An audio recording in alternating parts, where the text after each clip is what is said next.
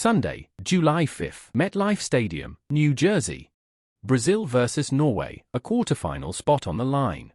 Here's the strange part. Brazil have 5 World Cup titles. Norway are ranked 21st in the world and just ended a 28-year absence from this tournament. And yet, in the entire history between these two countries, Brazil have never beaten Norway. For meetings, 2 draws, 2 losses. One of those losses came at a World Cup. Quickly, how both sides got here. Brazil needed a rescue job against Japan in the round of 32. They were behind at half-time before Casemiro leveled it. And Gabriel Martinelli won it in the 5th minute of stoppage time. It was Brazil's first comeback win in a World Cup knockout match since 2002. Final score, 2-1. Norway beat Ivory Coast 2-1. Antonio Nusa curled in a stunner right before half-time. And Erling Haaland got the winner in the 86th minute. His 5th goal of the tournament, putting him one behind Messi and Mbappe in the Golden Boot race. Now, the real story. Norway's 28 years in the wilderness, and how this exact fixture is tangled up in it. The last time Norway played at a World Cup was 1998 in France. And in the final group match of that tournament, they pulled off one of the sport's great upsets. Beating a Brazil side that had already won the group, featuring Cafu, Roberto Carlos, Rivaldo, and Ronaldo. Babito put Brazil ahead in the 78th minute. Andre Flo equalized. And in the 89th minute, Kjetil Rekdal converted a penalty to make it 2-1. One of the players on the pitch that day for Norway was a young midfielder named Ståle Solbakken. He's Norway's manager now. 28 years later, is walking back into the exact same fixture, this time from the touchline. Before this tournament, Solbakken said in a Netflix documentary, "Historically, Norway have played well in qualifying, then performed worse at the World Cup. Now we have to see if we can raise our game." Rekdal himself, the man who scored that penalty, is now a manager and TV pundit. And he's been talking to Reuters ahead of Sunday's rematch. Brazil definitely has the greatest pressure on them on Sunday, he said. He argued that Norway reaching the knockout stage is already a success. While anything less than victory for Brazil would be seen as a national humiliation.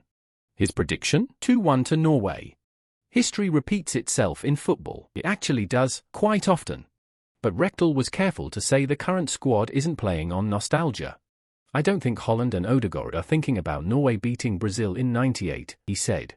They don't need the ghosts of the past to believe they are equal to the 5-time world champions. Their everyday reality at the summit of European club football has already taught them that."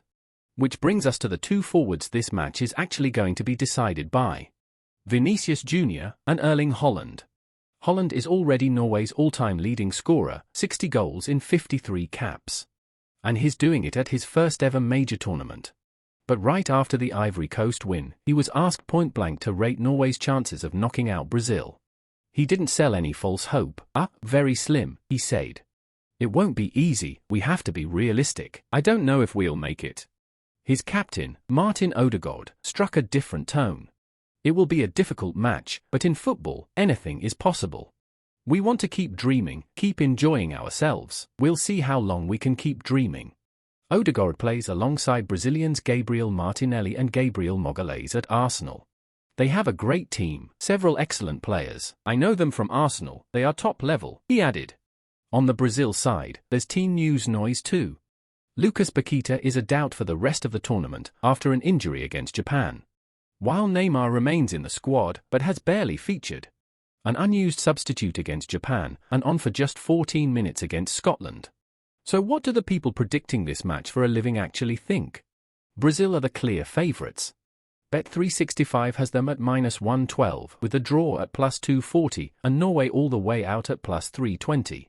On the prediction market Kalsha, traders have it Brazil 52%, the draw 26%, Norway 22%. Squawka's own model backs Brazil too, picking Brazil 2-1 as the natural scoreline. But almost nobody writing about this game leaves out the history. One betting comparison site put it plainly, Brazil have the firepower and pedigree to reach the quarter-finals. But Norway are no ordinary underdog. Haaland is in ruthless form, and Brazil have never beaten them in 4 attempts. Now, the fan mood. And a note, these are recreated, paraphrased reactions from social trends. Brazilian fans sound confident on paper but a little uneasy underneath it.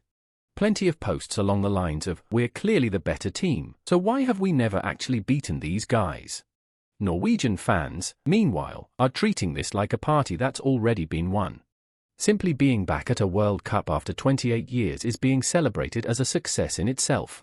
And the travelling supporters, dubbed the Viking Row online, have become one of the storylines of the tournament. Kickoff is 4 p.m. Eastern, Sunday, at MetLife Stadium.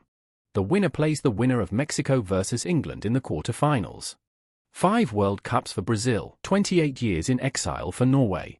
And a head-to-head record that, on paper, makes absolutely no sense. Sunday in New Jersey, one of those two things finally has to give.